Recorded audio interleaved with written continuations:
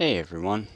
Today I wanted to share with you guys some tips and strategies to help you be more successful at winning at Fortnite Battle Royale. So the first and one of the most important tips is about where you want to drop. Landing in an area with lots of loot and chest spawn locations is very important to giving yourself a fighting chance to win. Your first thought might be to land somewhere isolated where nobody else will likely drop, but if that place doesn't have a lot of loot drops and chest spawn locations, you're not going to get many choices at the start of the game for weapons. You're also not just looking for weapons and shields, but you also want an area with lots of ammo crates nearby so that you can arm up with all types of ammo. Ammo like medium ammo, heavy ammo, and rockets and grenades. You might not have a rocket launcher or a grenade launcher, but finding one later on in the game, you'll already have some ammo for it when you pick it up, and you won't have to worry about being short on ammo as soon as you pick up your weapon. My ideal setup is to have an assault rifle or a SCAR and a shotgun with a bolt-action sniper rifle and a rocket launcher, and then either more shields, a med kit, or bandages, depending on where my shield and health situation is at. So, I personally like landing at either the Fatal Fields or Anarchy Acres on top of the house for a lot of reasons.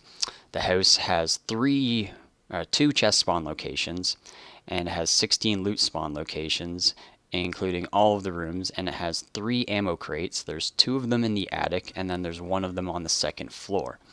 And then there's another ammo crate right outside the front door on the left. And while you're clearing the area, there's several more chests and ammo crates, and be sure to check them fast and make your way to the play area if you aren't inside already. You won't have many building resources when you start, but if you kill some players that have been gathering, then, or if you gather some resources outside of where the play circle is before it closes up, this will make your gathering less noticeable or unnoticeable to other players. And depending on who you're killing, you might end up being able to just gather off of other players that you've killed while they've been gathering stuff instead of arming up. So once you've armed up and you're from your landing zone, you're starting to make your way into the play area, panning and looking for dust trails from other players or running around and looking for player-made structures will leave you a trail to their whereabouts. So the best option, if you have a keen eye and some practice, is to try to pick other players from an elevated position with like a bolt-action sniper rifle. Unlike the semi-auto sniper rifle, the bolt-action sniper rifle will take a player down in one shot if they're not shielded. It will do a minimum of 105 damage, fatal, without a shield, or a maximum of 288 damage if you hit them in the head, which is fatal even with a full shield. And even if they're shielded and you don't land a perfect headshot, the player you hit will lose their safety net, which makes them flee or take a more defensive position, and they're a lot less likely to shoot back. And then you've got your assault rifle for medium range. After you've broken their shield, you can quickly finish them off if you've broken their shield afterwards with just a few hits. At short range, you've got your shotgun and the rocket launcher are fantastic for making short work of people. So practice with your shotgun, both aiming down the sights and hip firing while jumping around your target. At close range, hip firing your shotgun can be much easier than aiming down the sights, and it'll allow you to be more mobile to dodge shots that they're shooting at you as well. So if you go with the rocket launcher, you need to be fairly close and be fairly careful about obstacles in the way, and fire off a rocket or two next to your enemy's feet and watch them get exploded. And try not to blow yourself up too. So now that you've made it into like the top 10 players, you should only have a chance to loot several locations or several dead bodies for resources. So when you get into a small circle like this and quickly building a little 3x3 or a 4x4 tile, 3-story building tall fort, on somewhat of an elevated position will give you a really nice advantage to be able to see other players coming in, and you'll have a nice open shot on them, and if you're lucky they'll get caught out in the storm trying to close in, and you'll have a nice elevated position that you can hold out from. But you want to make sure that you try to keep the terrain to your advantage, and this doesn't always require you to do some building of a fort. If you build a fort, you're going to show everybody where you are, so you can also go with the more stealth option, which is just using the terrain and the trees as cover, but you're going to have to get ready to build at least a couple of ramps or some stairways quickly to get up into the forts where the last few players are hiding, if that's what they've done, if they're not using open cover.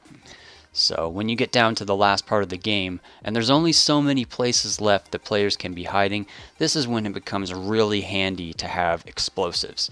And you can start shooting rockets at the trees, you can start blowing up buildings, you can build a little fort around where you are, and then even with just your shotgun, you can start shooting down some trees and eliminating obstacles and things in your way until there's really only, you can start narrowing down the possibilities of where players can be hiding. So once you've killed some players, especially out in the open like this, and you might have drawn some attention to yourself, you can quickly build 4 little walls around you, which will give you some safety and protection to heal up, shield up, check your loot. And you can also do this around an airdrop as well. Just quickly put up 4 walls around you and it'll give you quick safety while you loot your objects. And then you can build a ramp, and just like that, you're automatically in your nice little bunker here, and you can get an elevated position on anybody that's trying to come into your fort. So I've got the rocket launcher out here now, and I'm getting ready for these guys to come up real close, because there's only a couple of bit left here. But there's really no substitute for being a good shot with that bolt action sniper rifle.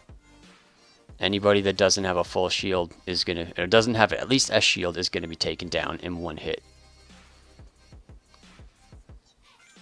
So practice your sniping, and the more players that you can eliminate with just one hit, that will also just give you better chances at surviving till the end. And I'm getting shot at here, and I'm gonna quickly make some walls and some stairs. I'm trying to reload that sniper rifle, and I just need to give myself a quick second in the play area here to reload my weapon. And I've got a nice elevated position, take a quick shot, and down he goes.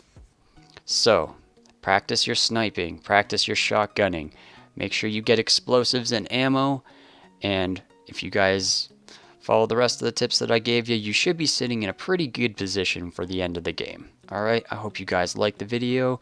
Please like and share it with your friends.